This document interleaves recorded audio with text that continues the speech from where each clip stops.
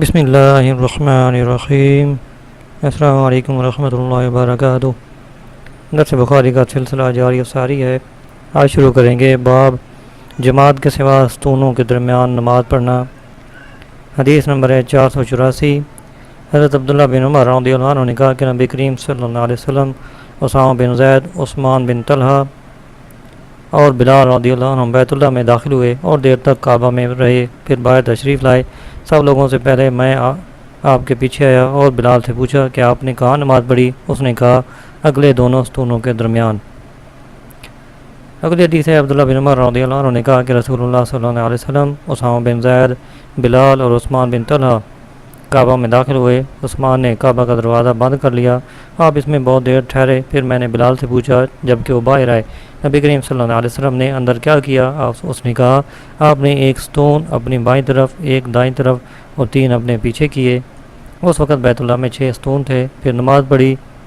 اسماعیل نے کہا مجھے مالک رضی اللہ عنہ نے خبر دی اور کہا دائیں طرف 2 ستون کیے۔ حدیث کی تشریح۔ ان حدیثوں سے معلوم ہوتا ہے کہ کعبہ کے اندر نماز پڑھنا جائز ہے اور جماعت کے بغیر نماز یعنی اکیلا شخص 2 ستونوں کے درمیان نماز پڑھ سکتا ہے، مکروہ نہیں۔ جس حدیث میں ستونوں کے درمیان نماز پڑھنے سے منع فرمایا وہ جماعت کی صورت میں ہے تاکہ صفوں میں انقطاع نہ ہو اور صف بندی میں خلل نہ ہو۔ جس وقت سید عالم صلی اللہ علیہ وسلم نے کعبہ میں نماز پڑھی تھی اس وقت کعبہ کے 6 ستون تھے۔ اس کے بعد فتنہ ابن زبیر میں تغیر واقع ہوا۔ عمود جنس ہے اور 1 اور 2 کا محتمل ہے۔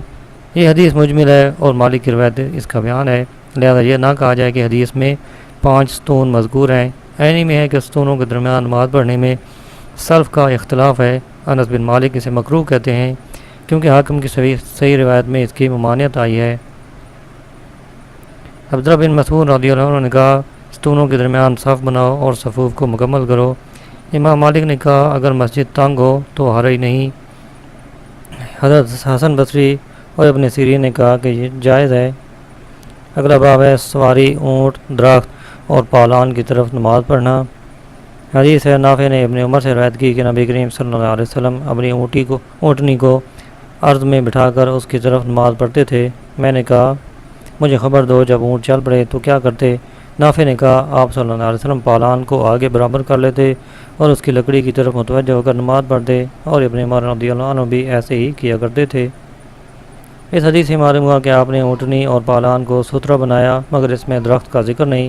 درخت وغیرہ کو اس پر قیاس کیا ہے۔ نسائی کی روایت میں درخت کو ستھرا بنانا صراحتاً مذکور ہے۔ اگلا باب ہے چارپائی کی طرف نماز پڑھنا۔ حدیث ہے ام المومنین حضرت عائشہ رضی اللہ عنہ نے کہا کیا تم نے ہم کو کتوں اور گدھوں کے برابر کر دیا ہے؟ میں نے اپنے آپ کو دیکھا کہ میں چارپائی پر لیٹی ہوتی تھی اور نبی کریم صلی اللہ علیہ وسلم تشریف لاتے اور چارپائی کے وسط کے محاذی ہو کر نماز پڑھتے۔ میں اسے مکروہ جانتی کہ آپ کے سامنے لیٹی رہوں تو چارپائی کی پائنتی کی طرف سے آہستہ سے نکلتی حتیٰ کہ اپنے لحاف سے باہر نکل جاتی۔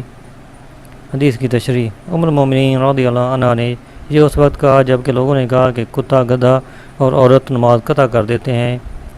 لفظ رأیتنی میں فاعل المفعول مفعول با ایک ہی شے ہے اور یہ افعال قلوب میں جائز ہے۔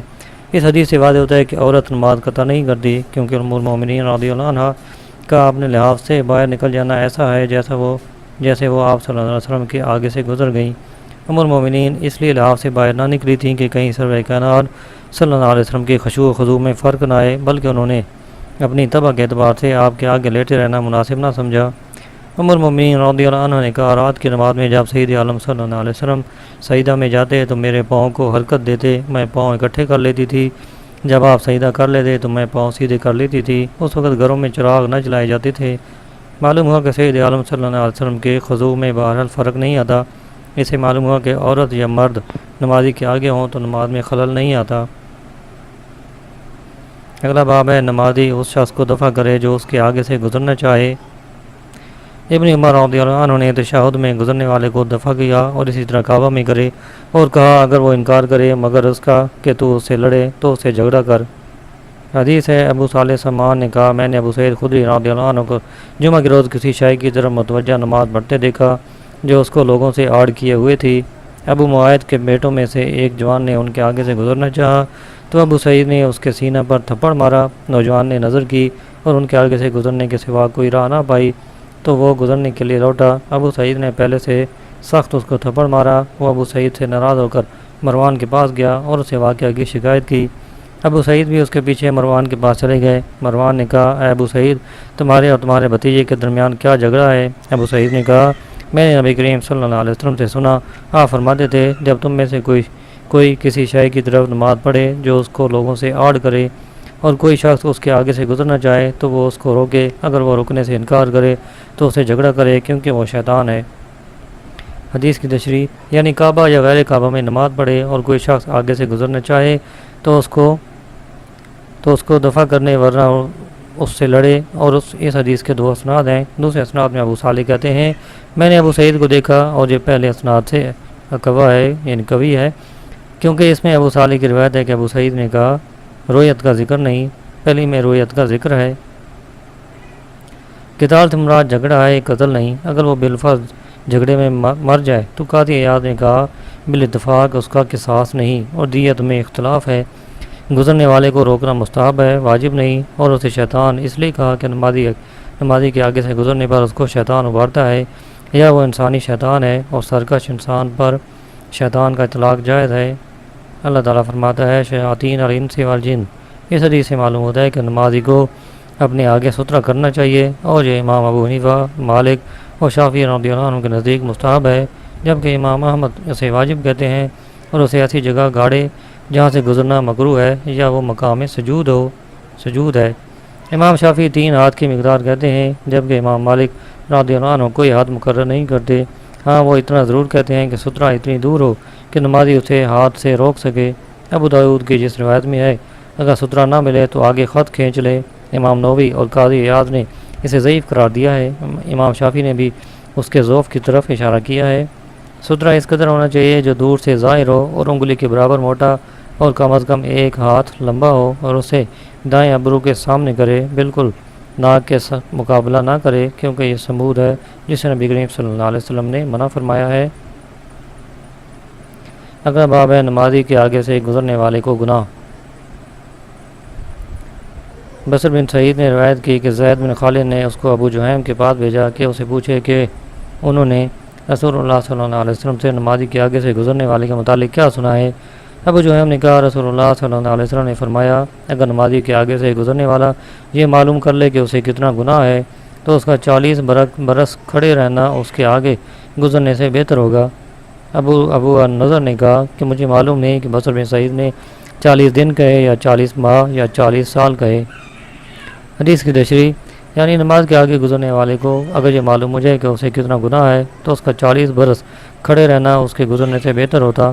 بخاری نے صرف 40 کہا ہے، اور ابو النضر نے کی روایت میں بھی 40 کا تعین نہیں کیا کہ وہ سال ہیں یا مہینے یا ایام ہیں۔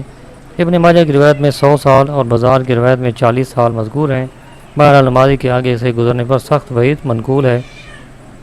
طبرانی میں عبداللہ بن عمر سے مرفوع روایت ہے کہ جو شخص قصدن نمازی کے آگے سے گزرے وہ قیامت کے روز خواہش کرے گا کہ وہ خشک درخت ہوتا۔ ابن بطال نے کہا، عمر فاروق رضی اللہ عنہ نے کہا کہ جو نمازی کے آگے سے گزرے وہ قیامت کے روز خواہش کرے گا کہ وہ خشک درخت ہوتا۔ ابن بطال نے کہا کہ عمر فاروق رضی اللہ عنہ نے کہا کہ نمازی کے آگے سے گزرنے سے 1 سال کھڑے رہنا بہتر ہے۔ کعب العباد نے کہا کہ زمین میں دنسایا جانا نمازی کے آگے گزرنے سے بہتر ہے۔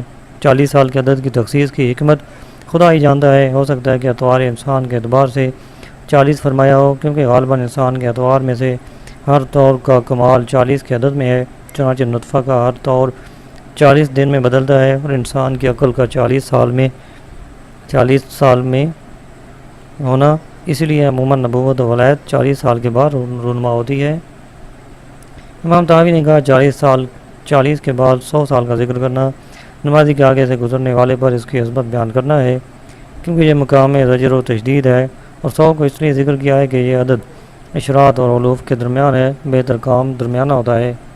علامہ کرمانی کی تقریر سے اگر میت کے 40ویں پر اسے ادرال کر لیا جائے تو بعید نہ ہوگا، کیونکہ انسان کے فوت ہونے کے 40 روز بعد اس کا طور بدلتا ہے، اور اثار ثواب میں ممانعت نہیں، جبکہ تاریخ تعین پر شرعاً کوئی منع وارد نہیں۔ بخاری میں ہے سرور کائنات صلی اللہ علیہ وسلم نے عورتوں کو واز کے لیے دن مقرر فرمایا تھا۔ علامہ عینی نے کہا نمازی کے آگے سے گزرنا گناہ کبیرہ ہے۔ نمازی کے آگے کی جگہ جہاں سے گزرنا ممنوع ہے وہ یہ ہے کہ جب حالت قیام میں سجدہ گاہ پر نظر کرے تو جہاں تک اس کی نگاہ پھیلے وہ سجدہ گاہ ہے، وہاں سے گزرنا منع ہے۔ ابن بطال نے کہا لو یعلم سے میں یہ مفہوم ہے کہ گناہ اسی کو ہوگا جو نہیں کو جانتے ہوئے اس کا مرتکب ہو۔ اس حدیث سے معلوم ہوا کہ نائب بنانا اور خبر واحد قبول کرنا جائز ہے اور علماء کو ایک دوسرے سے علم حاصل کر لینا چاہیے۔ اگلا باب ہے کسی شخص کا اپنے ساتھی یا اس کے غیر کی طرف منہ کرنا جبکہ وہ نماز پڑھ رہا ہو۔ امیر المومنین عثمان رضی اللہ عنہ مکروہ جانتے تھے کہ کوئی شخص نماز پڑھ رہا ہو اور اس کی طرف منہ کیا جائے، اور یہ کراہت اس وقت ہے جب کہ اس سے نمازی مشغول ہوتا ہو۔ جب مشغول نہ ہو تو زید بن ثابت نے کہا مجھے اس کی پرواہ نہیں، کیونکہ مرد کی نماز مرد قطع نہیں کرتا۔ حدیث ہے ام المومنین رضی اللہ عنہ کے بعد تذکرہ ہوا کہ کون سی شے نماز کو قطع کرتی ہے۔ لوگوں نے کہا کہ کتا، گدھا اور عورت نماز قطع کر دیتے ہیں۔ ام المومنین نے کہا کیا تم نے ہم کو کتوں جیسا بنا دیا ہے؟ میں نے نبی کریم صلی اللہ علیہ وسلم کو دیکھا کہ آپ نماز پڑھتے اور میں آپ کے اور قبلہ کے درمیان ہوتی تھی، جبکہ میں چارپائی پر لیٹی ہوتی تھی۔ مجھے کوئی حاجت ہوتی اور آپ کے سامنے ہونا مکروہ جانتی تو میں پائنتی کی طرف سے سرک جاتی۔ ابن مصر نے عامش سے، انہوں نے ابراہیم سے، انہوں نے اسود سے، انہوں نے ام المومنین عائشہ صدیقہ رضی اللہ عنہ سے اس قسم کی روایت کی۔ حدیث کی تشریح ابو بدر رحمۃ اللہ علیہ نے کہا کہ مرد نمازی کا سترہ بن سکتا ہے مگر اس کی طرف منہ نہ کرے۔ نافع نے کہا عبداللہ بن عمر رضی اللہ عنہ جب کوئی ستون وغیرہ نہ پاتے تو مجھے آگے کھڑا کر لیتے اور کہتے منہ قبلہ کی طرف کر لو۔ ناف کہتے ہیں کہ نمازی کے آگے اس کی طرف منہ کر کے کھڑا ہونا مکروہ ہے۔ امام بخاری نے کہا یہ اس وقت ہے جب کہ اس سے نمازی کا دل مشغول ہوتا ہو ورنہ مکروہ نہیں۔ اگلا باب ہے سونے والے کے پیچھے نماز پڑھنا۔ ام المومنین عائشہ رضی اللہ عنہ نے کہا کہ نبی کریم صلی اللہ علیہ وسلم نماز پڑھتے اور میں آپ کے بچھونے پر آگے لیٹی سوئی رہتی۔ آپ جب وطر پڑھنے کا ارادہ کرتے تو مجھے بیدار کر دیتے اور میں وطر کی نماز پڑھ لیتی۔ اگلا باب ہے عورت کے پیچھے نفل نماز پڑھنا۔ حدیث ہے نبی کریم صلی اللہ علیہ وسلم کی بیوی ام المومنین عائشہ رضی اللہ عنہ نے کہا کہ نبی کریم صلی اللہ علیہ وسلم کے سامنے سوئی رہتی تھی جبکہ میرے دونوں پاؤں آپ کے قبلہ میں ہوتے۔ جب آپ سجدہ فرماتے تو مجھے ہاتھ سے چھو دیتے، میں اپنے پاؤں اکٹھے کر لیتی۔ جب آپ کھڑے ہو جاتے تو میں پاؤں پھیلا لیتی۔ ام المومنین نے کہا اس وقت گھروں میں چراغ نہ ہوتے تھے۔ بزاد نے ابن عباس رضی اللہ عنہ سے روایت کی کہ نبی کریم صلی اللہ علیہ وسلم نے فرمایا کہ مجھے نائم اور باتیں کرنے والے کی طرف متوجہ ہو کر نماز پڑھنے سے منع کیا گیا ہے۔ ابو داؤد نے ابن عباس رضی اللہ عنہ سے روایت کی کہ نبی کریم صلی اللہ علیہ وسلم نے فرمایا کہ نائم اور باتیں کرنے والے کے پیچھے نماز نہ پڑھو۔ اس نے ابن ماجہ نے بھی روایت کیا ہے۔ اسی طرح طبرانی میں بھی اوسط میں ابو ہریرہ رضی اللہ عنہ سے روایت کی ہے۔ اگر ابو داؤد نے کہا کہ ابن عباس کی حدیث کے تمام طور کمزور ہیں۔ ابن ماجہ کی سند میں ابو المقدام حشام بن زیاد بصری ہے، اس کی حدیث حجت نہیں۔ ابو ہریرہ رضی اللہ عنہ کی حدیث بھی کمزور ہے۔ اس حدیث سے معلوم ہے کہ نائم کو نماز کے لیے بیدار کرنا مستحب ہے اور وطر نیند کے بعد ہونے چاہیے۔ اگلا باب ہے جس نے کہا نماز کو کوئی شے قطع نہیں کرتی۔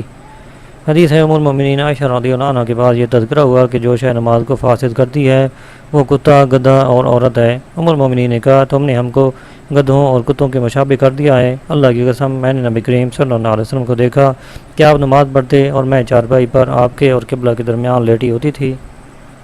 پھر مجھے کوئی کام ہوتا اور میں اس چیز کو اچھا نہ جانتی کہ میں آپ کے سامنے بیٹھوں اور نبی کریم صلی اللہ علیہ وسلم کو تکلیف دوں تو میں پائنتی کی طرف سے سرک کر نکل جاتی۔ اس حدیث سے معلوم ہوا کہ نمازی کے آگے سے انسان گزر جائے تو نماز فاسد نہیں ہوتی۔ امام طحاوی نے ام المومنین ام سلمہ رضی اللہ عنہ سے روایت کی کہ میرا بستر رسول اللہ صلی اللہ علیہ وسلم کے مصلی کے سامنے ہوتا تھا، آپ نماز پڑھتے اور میں آپ کے سامنے ہوتی تھی۔ اسی طرح ام المومنین میمونہ بنت حارث رضی اللہ عنہ سے روایت ہے۔ حضرت عبداللہ بن عمر اور ابو سعید رضی اللہ عنہ کی حدیث میں نمازی کے آگے سے گزرنے والے کو شیطان کہا ہے۔ ابو ذر رضی اللہ عنہ نے کہا کالا کتا اس لیے نماز قطع کرتا ہے کہ وہ شیطان ہے۔ معلوم ہوا کہ نماز کے قطع ہونے کے لیے جو علت ہے وہ بنو آدم میں بھی پائی جاتی ہے، اور نبی کریم صلی اللہ علیہ وسلم سے ثابت ہے کہ بنو آدم نمازی کی نماز کو قطع نہیں کرتے، لہذا ان کے سوا کتے، گدھے وغیرہ بھی نماز قطع نہیں کرتے کیونکہ علت آدم میں قطع سب میں پائی جاتی ہے۔ اگلی حدیث ہے محمد بن عبداللہ بن سلام جو زہری کے بھتیجے ہیں نے خبر دی، انہوں نے اپنے چچا زہری سے نماز کے متعلق پوچھا کہ اسے کون سی شے فاسد کرتی ہے۔ زہری نے کہا نماز کو کوئی شے فاسد نہیں کرتی۔ مجھے عروہ بن زبیر نے خبر دی کہ نبی کریم صلی اللہ علیہ وسلم کی بیوی ام المومنین عائشہ رضی اللہ عنہ نے کہا کہ رسول اللہ صلی اللہ علیہ وسلم رات اٹھ کر نماز پڑھتے اور میں آپ کے اور قبلہ کے درمیان لیٹی رہتی۔ حدیث کی تشریح۔ نماز کو کثیر اشیاء فاسد کر دیتی ہیں، جیسے حالت نماز میں کلام کرنا، کھانا پینا اور عمل کثیر کرنا وغیرہ، اور مذکور حدیث کہ نماز کو کوئی چیز قطع نہیں کرتی، اس سے مراد وہ 3 امور ہیں جو حدیث میں مذکور ہیں، یعنی عورت، گدھا اور کتا، یعنی ان 3 امور میں سے کوئی شے نماز کو فاسد نہیں کرتی۔ اور واللہ بکل شیء علیم کے سوا ہر شے ہر عام میں تخصیص کر سکتے ہیں۔ ابن بطار رحمۃ اللہ علیہ نے کہا جمہور علماء کا یہی مذہب ہے کہ نماز کو کوئی شے قطع نہیں کرتی۔ اس حدیث سے معلوم ہوتا ہے کہ تہجد کی نماز مستحب ہے۔ اگلا باب ہے جب نماز میں چھوٹی سی بچی کو اپنی گردن پر اٹھایا۔ حدیث ہے ابو قتادہ رضی اللہ عنہ سے روایت ہے کہ رسول اللہ صلی اللہ علیہ وسلم نماز پڑھتے جبکہ آپ امامہ بنت زینب بنت رسول اللہ صلی اللہ علیہ وسلم اور آپ کے داماد ابوالعاص بن ربیعہ بن عبد الشمس کی بیٹی کو کندھوں پر اٹھاتے۔ جب آپ سجدہ کرتے تو اسے زمین پر رکھ دیتے اور جب کھڑے ہوتے تو اسے اٹھا لیتے۔ امام بخاری رحمۃ اللہ علیہ نے اس حدیث کو جہاں اس لیے ذکر کیا ہے کہ جب بچی کو اٹھانا نماز میں مضر نہیں تو اس کا آگے سے گزر جانا بھی بطریق اولا مضر نہ ہوگا، کیونکہ اٹھانا آگے سے گزر جانے سے زیادہ سخت ہے۔ اس حدیث سے معلوم ہوتا ہے کہ عمل خفیف نماز میں مضر نہیں، علماء کرام کا اس پر اتفاق ہے۔ ہاں نماز میں عمل کثیر مفسد صلاۃ ہے۔ امام ابو حنیفہ رضی اللہ عنہ کے نزدیک عمل کثیر وہ ہے جس میں دونوں ہاتھ کو استعمال کیا جائے۔ اگر کسی شخص نے حالت نماز میں کمان پکڑ کر تیر اندازی کی یا عورت نے بچے کو اٹھا کر دودھ پلایا تو نماز فاسد ہو جائے گی، کیونکہ یہ عمل کثیر ہے، اور اگر صرف بچے کو اٹھایا اور دودھ نہ پلایا تو نماز فاسد نہ ہوگی، کیونکہ یہ عمل قلیل ہے۔ اور اس کی دلیل مذکور حدیث ہے۔ سید عالم صلی اللہ علیہ وسلم نے بیان جواز کے لیے اس طرح کیا ہے کہ یہ آپ کے لیے مکروہ نہ تھا۔ اس زمانے میں بھی اگر کوئی ایسا کرے تو مکروہ نہ ہوگا، اور یہ مسلمانوں کے لیے قیامت تک مستمر رہے گا۔ اور یہ کہنا صحیح نہیں کہ امامہ رضی اللہ عنہ خود سید عالم صلی اللہ علیہ وسلم سے چمٹ جاتی اور آپ کی گردن شریف پر بیٹھ جاتی تھی۔ آپ شفقت و الفت کی وجہ سے اسے کندھے پر رہنے دیتے اور جب رکوع و سجود کو جاتے تو اتار دیتے تھے۔ یہ اس لیے صحیح نہیں کہ اٹھانا اور زمین پر رکھنا سرور کائنات صلی اللہ علیہ وسلم کا فعل ہے، امامہ کا نہیں۔ بعض مالکی کہتے ہیں کہ اگر آپ اسے نہ اٹھاتے تو وہ روتی اور آپ کا نماز میں شغف تام نہ رہتا اور اس کو اٹھانا اسے آسان تھا۔ الحاصل اٹھانا اور رکھنا آپ کا فعل ہے، امامہ کا نہیں۔ اگلا باب ہے جب بچھونے کے سامنے نماز پڑھے جس میں حائض ہو۔ حدیث ہے ام المومنین میمونہ بنت حارث رضی اللہ عنہ نے کہا میرا بچھونا نبی کریم صلی اللہ علیہ وسلم کے مصلی کے سامنے ہوتا تھا، بسا اوقات آپ کا کپڑا میرے اوپر آ جاتا جبکہ میں اپنے بچھونے میں ہوتی تھی۔ اگلی حدیث ہے عبداللہ بن شداد نے کہا میں نے میمونہ رضی اللہ عنہ کو یہ کہتے ہوئے سنا کہ نبی کریم صلی اللہ علیہ وسلم نماز پڑھتے اور میں آپ کے ایک طرف سو رہی ہوتی تھی۔ جب آپ سجدہ کرتے آپ کا کپڑا مجھے لگ جاتا جبکہ میں حائضہ ہوتی تھی۔ مسدد نے خالد سے زیادہ یہ کہا ہے کہ ہمیں سلیمان شیبانی نے خبر دی کہ میمونہ نے کہا میں حائضہ ہوتی تھی۔ احادیث کی تشریح۔ جب عورت کی حالت حیض والی ہو تو اسے حائضہ کہتے ہیں، اور حائض عام ہے، حیض کی حالت ہو یا نہ، مگر لغت میں ان میں کوئی فرق نہیں، اور حیض میں عورتوں کی خصوصیت ہے اور التباس کا وہم نہیں۔ امام بخاری رحمۃ اللہ علیہ کا مقصد یہ ہے کہ حائضہ اگرچہ نمازی کی ایک طرف ہو اور اس کا کپڑا نمازی کو مس کرے اس کی نماز صحیح ہے۔ بخاری کا یہ مقصد نہیں کہ حائض نمازی اور قبلہ کے درمیان ہو۔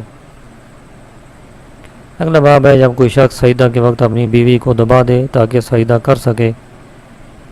ام المومنین عائشہ رضی اللہ عنہ نے کہا یہ بری بات ہے کہ تم نے ہمیں کتوں اور گدھوں کے برابر کر دیا ہے۔ میں نے اپنے آپ کو دیکھا جبکہ رسول اللہ صلی اللہ علیہ وسلم نماز پڑھتے اور میں آپ کے اور قبلہ کے درمیان لیٹی رہتی تھی۔ جب آپ سجدہ کا ارادہ فرماتے تو مجھے دبا دیتے، میں ان کو سکیڑ لیتی۔ اس حدیث سے معلوم ہوتا ہے کہ نمازی کا بدن عورت سے لگ جائے تو نماز میں خلل نہیں آتا۔